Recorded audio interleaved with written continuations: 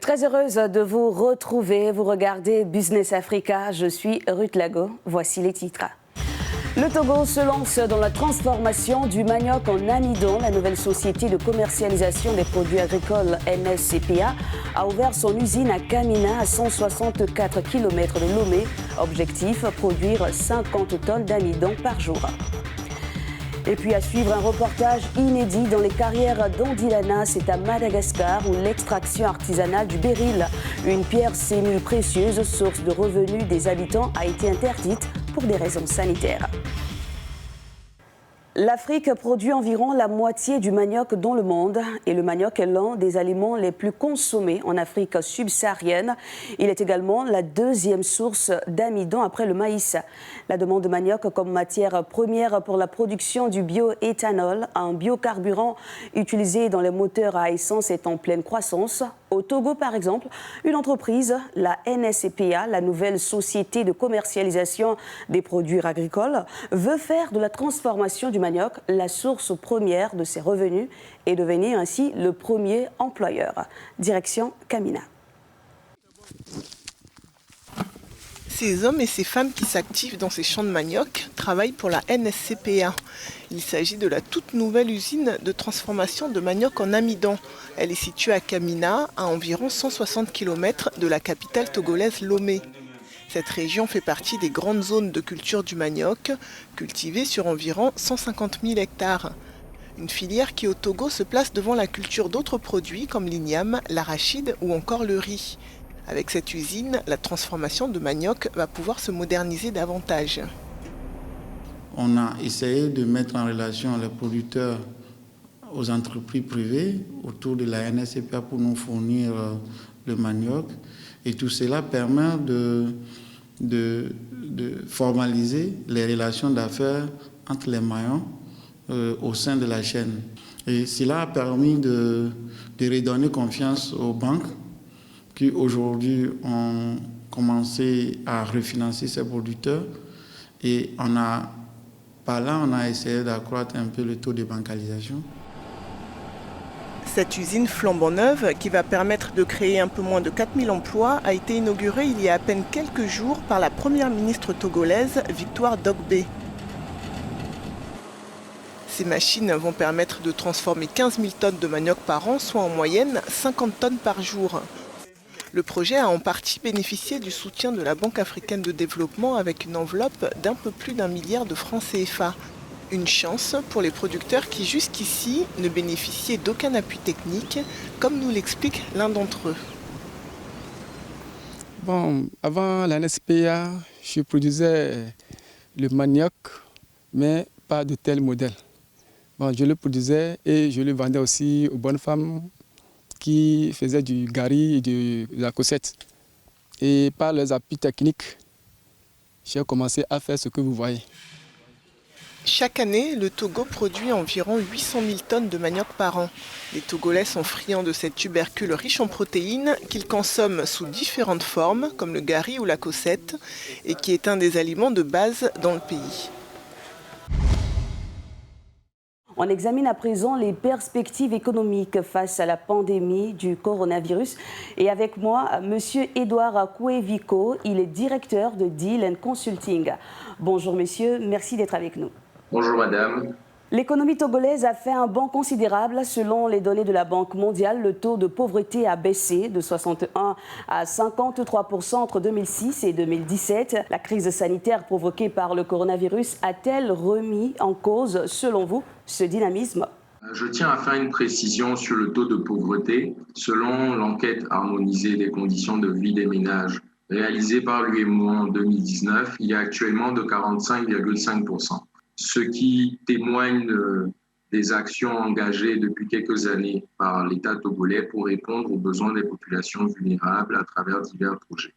Toutefois, la crise de la Covid-19 est venue nous ralentir. Ça a été un choc sans précédent au niveau mondial.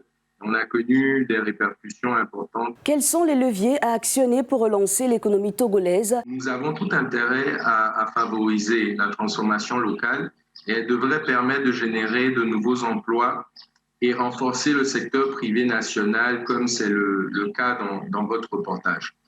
C'est en cela qu'une attention particulière devrait être donnée d'abord à l'innovation et à l'industrialisation. Vous avez pu le constater, le Togo vient de lancer la plateforme industrielle d'Adetikopé, qui est en partenariat avec le groupe Arise, qui a pour vocation de créer des chaînes de valeur à haute valeur ajoutée dans les secteurs agro-industriels, pharmaceutiques, cosmétiques, d'emballage et du recyclage.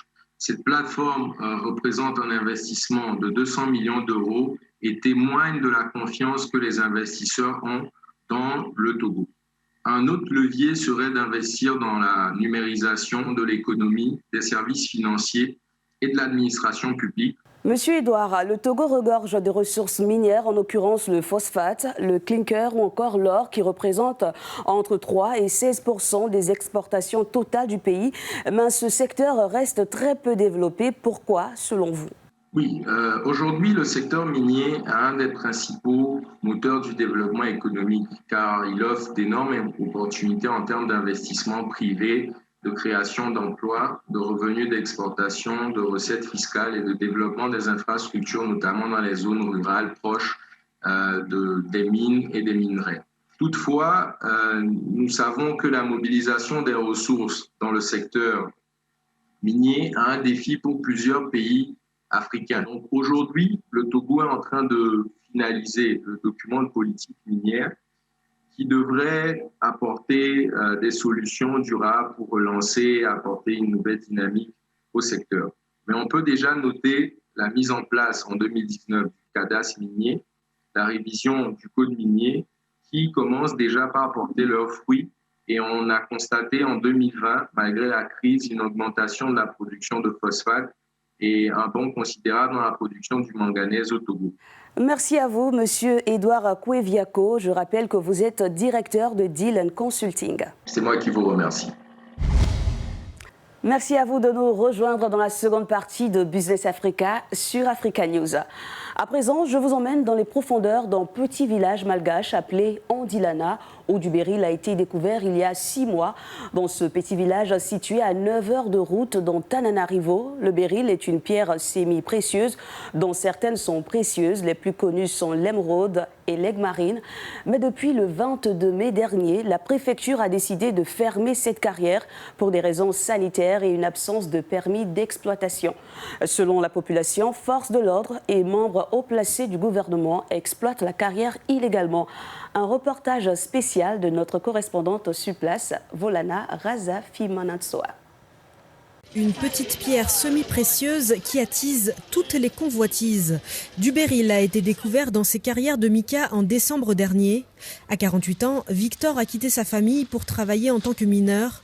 C'est lui qui est chargé d'envoyer de l'oxygène aux hommes qui creusent.